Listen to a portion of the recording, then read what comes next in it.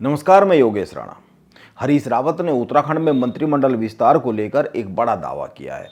उन्होंने कहा है कि बीजेपी उत्तराखंड में भी गुजरात मॉडल अपनाने वाली है। हरीश रावत यह दावा क्यों कर रहे हैं और क्या सचमुच उत्तराखंड में मंत्रिमंडल विस्तार के लिए बीजेपी गुजरात मॉडल को अपना सकती है? और बात तो ऐसी भी क्यों हो रही है कि 2027 के विधानसभा चुनाव को देखते हुए उत्तराखंड में बीजेपी को गुजरात मॉडल अपनाना जरूरी होता हुआ दिख रहा है। आइए इन सवालों पर बात करते हैं। पिछले दिनों गुजरात में भी एक ड्रामा हुआ। सारे मंत्रियों के इस्तीफे लिए गए, कुछ को रिटेन कर लिया गया बाद में और कुछ की छुट्टी कर दी गई। कई दिनों से ये चर्चा चल रही है कि यहाँ भी गड्डी फेंटी जाएगी। इस वक्त उत्तराखंड सरकार के मंत्रिमंडल में 5 पद खाली है। जो मंत्री है उनमें से कई मंत्री ऐसे हैं जो पिछले 8-9 साल से मंत्री है, 8.5 साल से मंत्री है। सुबोध उनियाल, सतपाल महाराज, रेखा आर्य, धन सिंह रावत, ये 4 ऐसे मंत्री हैं जो पिछले 8 साल से मंत्रिमंडल में शामिल है। ये जो मंत्री है ये त्रिवेंद्र सिंह रावत की सरकार में भी मंत्री थे, पुष्कर सिंह धामी की सरकार में भी मंत्री है। पिछले 8-8.5 साल से मंत्री पद संभाल रहे इन मंत्रियों को लेकर इनकी उपलब्धि क्या है, इनको लेकर एक बड़ा सवाल उठ रहा है। एंटी इनकम्बेंसी होती ही होती है, वो होती हुई दिखती है। इनमें से 2-3 तो ऐसे हैं जिनके खिलाफ उत्तराखंड में एंटी इनकम्बेंसी दिखती है, खासकर स्वास्थ्य विभाग को लेकर। गणेश जोशी को लेकर भी बीच बीच में सवाल उठते रहते हैं। अगर आपदा आती है या कोई भी बड़ी विपदा आती है तो मुख्यमंत्री पुष्कर सिंह धामी अकेले ही भागते हुए दिखते हैं, मंत्री दिखते नहीं हैं।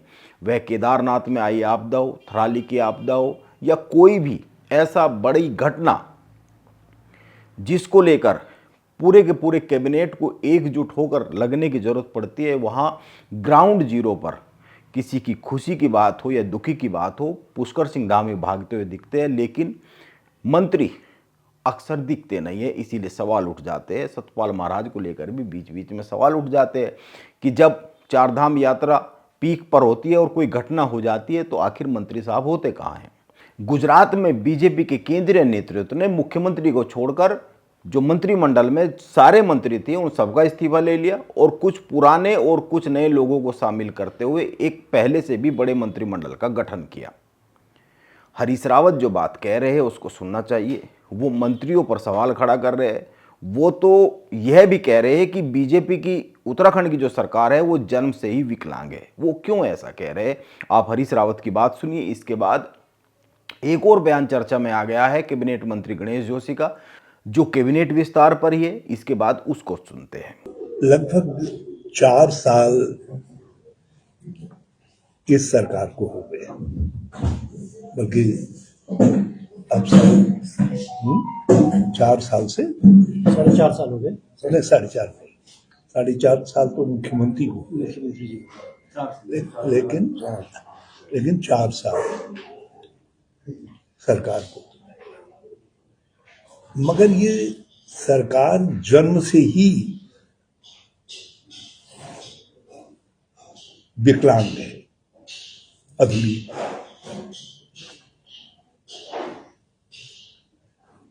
और अभी भी ये सरकार अधूरी है। तो मुख्यमंत्री को 2 बातें राज्य के लोगों को बतानी चाहिए। या तो ये बताना चाहिए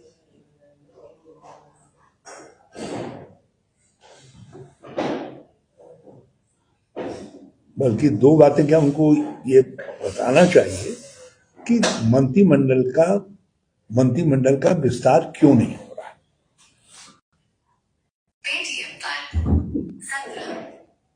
उनके पास योग्य लोग नहीं हैं मंत्री बनाने लायक, या कोई और कारण है। हरीश रावत यह बड़ा सवाल उठा रहे हैं कि क्या बीजेपी के पास मंत्री बनने के लिए योग्य लोग ही नहीं बचे हैं? आखिर केंद्रीय नेतृत्व हामी बहुत सारे तारीखों को लेकर जो बार बार होती है क्यों नहीं भर रहा है मंत्रिमंडल विस्तार को लेकर उत्तराखंड में? हरीश रावत बड़ा सवाल उठा रहे हैं। उत्तराखंड में मंत्रिमंडल विस्तार का सवाल इतना बड़ा बन गया है कि अब बीजेपी के लोगों से जब सवाल किया जाता है तो उनसे जवाब देते सीधे सीधे बनता नहीं है। मंत्रियों को तो यह समझ में ही नहीं आता है कि आखिर जवाब किया जाए, क्या दिया जाए। हल्द्वानी में कैबिनेट मंत्री गणेश जोशी से जब मीडिया ने मंत्रिमंडल विस्तार को लेकर सवाल किया तो उनका उत्तर क्या रहा वो भी सुनना चाहिए।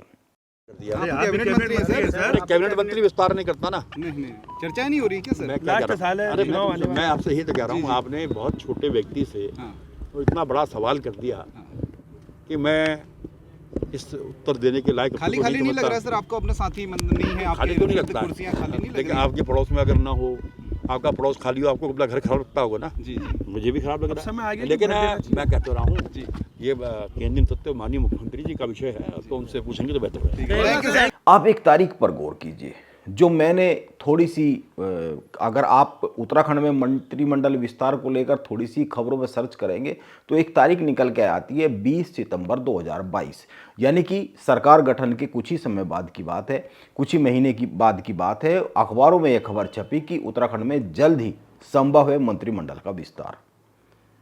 इसके बाद हर कुछ माह में उत्तराखंड में एक खबर छपती रहती है कि मंत्रिमंडल का विस्तार जल्द होने वाला है, कभी भी हो सकता है, ये लोग मंत्रिमंडल में शामिल हो सकते हैं, ये लोग हटाए जा सकते हैं।